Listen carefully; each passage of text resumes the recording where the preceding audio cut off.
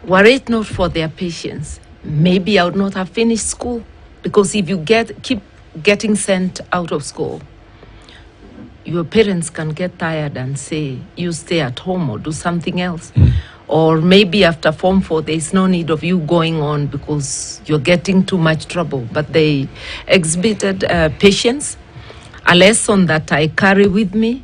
And although my children didn't give me much trouble, I was ready, even if they had, because I had been shown by my dad. That it's important to be patient. Yes, and also look at my teacher, Mr. Gomez.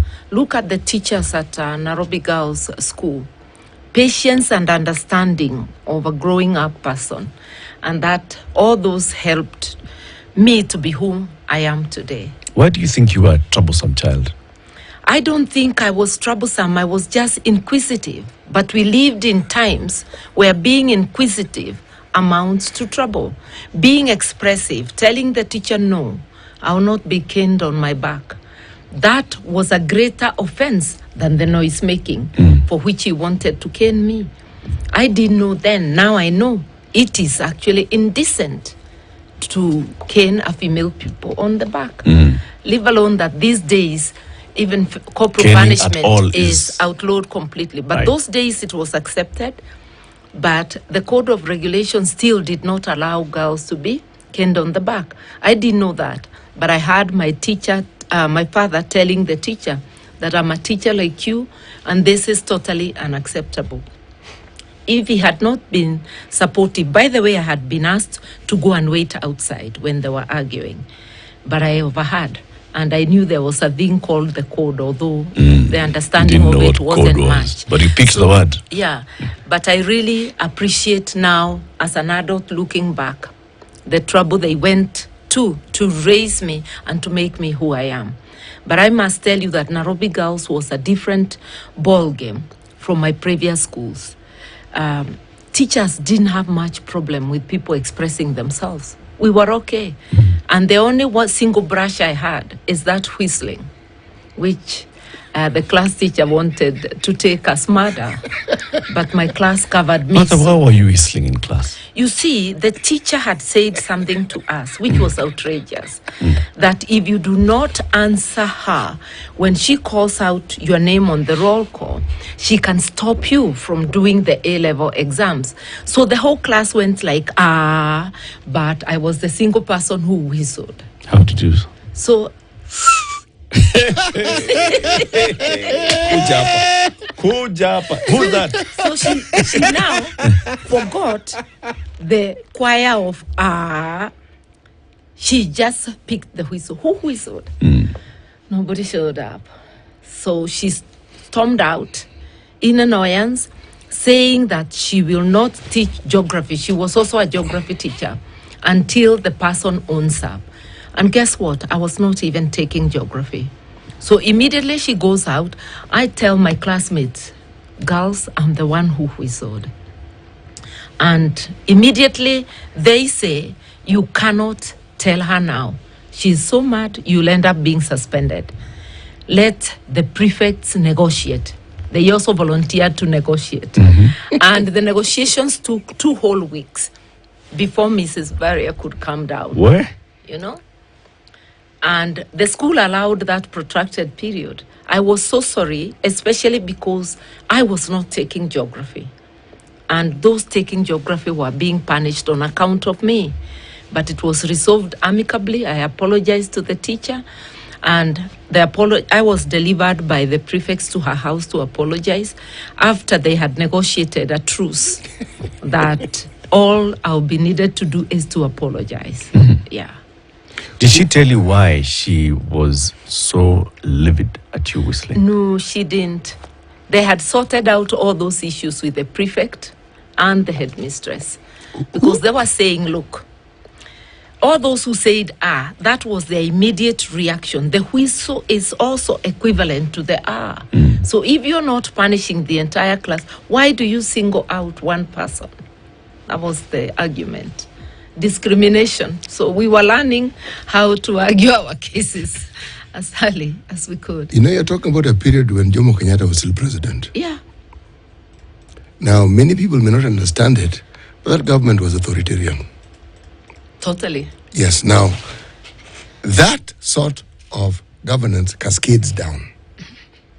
You're correct. Anybody who is in authority believes they have absolute authority and should not be questioned. Which brings me to the question, who was headmistress? Because the headmistress was clearly somebody who understood things differently from the geography teacher. Mrs. Mwaniki, and she's alive. In fact, if she hears this, I'll be coming to visit you soon. So it appears that she led that school with, she did not interfere when the prefects and the teacher were negotiating. She was part of the negotiations All right. because the matter escalated. Of course, it had to go to her office. You see? So she was part of those negotiations and she guided that process and it came to an amicable settlement. I think giving time also for the teacher to come down. Yeah. Something else that comes out here in this book is that you are a prolific dancer.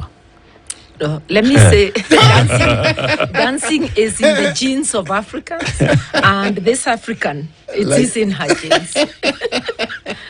The secondary school principal spoke of how he'd allow the girls in the school to have time to dance. Yeah. Non-stop.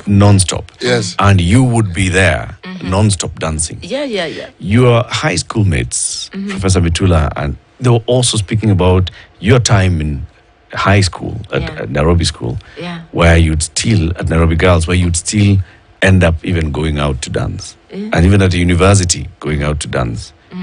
Dance, you, Martha? Yeah, but high school, not much going out to dance because you don't go out. Yes. You go out to church. But university, we really danced. Dance we did. You but dancing. we did not also neglect our studies. You dancing? Oh, yes. Nightclub? Yeah. And also parties. Where? Yeah. But imagine, that time we were not going to university young like they were going. We had gone up to Form 4, 2 years of maturing because A-levels really is like maturing. Right. So we were responsible adults, young adults, By that time, you're already at a certain age where you're like you're saying, you're a responsible young adult. Where you can make rational decisions and take care of yourselves. I feel these days we are taking our children to university, throwing them in the deep end too early. After Form 4, they will just be about 16, 17. Yeah. It's too early. For us, we had 2 years of maturing, being able to look after ourselves. In fact, what you found was we had classmates at the university who were married. Indeed. Yeah. Yes, people got at that age. There are young ladies who came to college already married. Some even had children even as they came to college. And some were having in college. Yes. We need to look at how to handle the situation of very young people entering college. And you've seen it stand up to be a fearsome sin because sometimes we get our young ones having relationships which end up in murder. They're not many, but they're worrying. It was totally unheard of our time. Yeah. At what point did you decide you want to become a lawyer? I And think why? when I was in primary school, I accompanied my dad to court on a traffic matter. I don't know what he had taken me to Karua to do. Then we passed by the court. I don't know what it is that I liked about the attention the magistrate was getting. And magistrates of country are called judge. Kikuyu jaji. Judges. So as we left the court, I'm telling my dad I want to be a judge. But not the judge the way we know it today. Judge, that magistrate I saw. You wanted to be the boss of the court. Yes, so he told me that it's okay. He has no objection. I just have to work very hard at school. That's what I got from his response. Work hard at school. And I did that. And I ended up becoming that judge because I was a magistrate for a while. Yeah. Was it the same thing that when you were in high school and then into university now, when you've been admitted to university to study law, was it the same drive? Yeah. Had you at this point now gotten to understand what law is and who a magistrate is and who a judge is? And I still wanted a career in the judiciary. I was pursuing the dream to be that judge. And I became a magistrate straight from law school. I stayed a magistrate for 6 years. But when I started having a family, the emoluments were not sufficient for me to effectively contribute to my family. So I decided after my second contract, because I was on contract, I decided 3-year contracts. I decided not to renew, to go and set up a private practice, to be able to look after my family financially. And that's what I did. Yeah. How hard was it? It wasn't hard. Remember, at that time, the Law Society records, Kenya had just about slightly over 2,000 advocates, meaning those ones who are taking out practicing certificates. There could have been others, but the active ones were about 2,000. There was need for lawyers, both in government and in private practice. From the day I set up, I never lacked clients. I never lacked a steady stream, and it kept on increasing. Yeah. It's not like today. People are setting up. It's hard. There are many lawyers. Although the population has gone up, it's not as easy. Things were easier for us that time. Yeah. In this book, you also then talk about something that people don't even talk about and know about your son and your daughter. Yeah. And then your grandchildren. Yeah. Right? Yeah. What was that? Because this is something that is so monumental. It actually makes you make a career decision. Yeah. Right? Starting a family, getting a family, and bringing up your children. Tell us a bit about that. I think the joy of motherhood or parenthood makes you forget any other hardship that is associated with this. You just want to keep going, to do the best you can for your children. And that's true of everyone, irrespective of their station in life. So I had to look at life differently. My salary was enough for me to dress me up, to accommodate me. It was without much saving. It was the bare minimum, and it was enough. By the way, for those who don't know, when I entered the judiciary as a magistrate, my salary was 3,000 shillings. After taxation, you are left with something like 26 something. I was sharing a house in Golf Course Estate. We were paying 1,200, and we would share 600 each with a friend of mine who is now a judge. I will not name her. A judge of the High Court. When I say that, not a judge. It rules out Not a judge. other.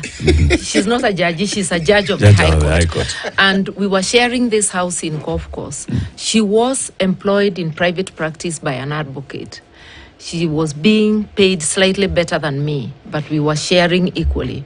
So now when I get a family, this 2,000 does not become good enough. And because I'm not living in my own house, I'm living in my husband's house. It means I'm not getting house allowance. So the pay even dips a little bit more. So I realized I can't make ends meet, and you want an honest living. So I go out to private practice. And sure, private practice was something else. Bail application, I'm charging 5,000, which is more than my entire month's salary. Although I have expenses like the office, the staff and all that. But you see immediately that shows you there's more life somewhere else. Yeah. How would that salary of a magistrate compare with other civil servant cadres? So, for example, teachers, police officers. Civil service pay was bad. But I remember when I told my dad how much I was earning, his response was, "What? After all that education, I'm earning more than you as a teacher." That was his response. You see? His salary plus his house allowance, because he was getting owner-occupied house allowance, which was a phenomenon then. He had more money than me. So he couldn't understand how, after all that education. It's taken you through all that. Yeah. From university to Kenya School of Law to all this, and all then that. So civil service pay was very bad. Not like today, when especially the higher levels of civil service are better paid than even sometimes the private sector. it shows there's something we are not quite balancing. Civil servants should be well paid so that they can do their jobs properly, but the pay should be commensurate with the equivalence in the public service. Yes, and private. Not private sector, but also the standard of living and the wealth of the country, so that we must be able to give good services to the people as well as the better pay. The two should rise together. Quality services, especially the basic services. But when you raise civil servants' pay and state officers' pay, starting with MPs, and you leave out quality services for the people, that's an imbalance. The two have to go together. Yeah. You can't live like kings when everybody else is in misery. That's true. 26 minutes to 9. Let's take a break.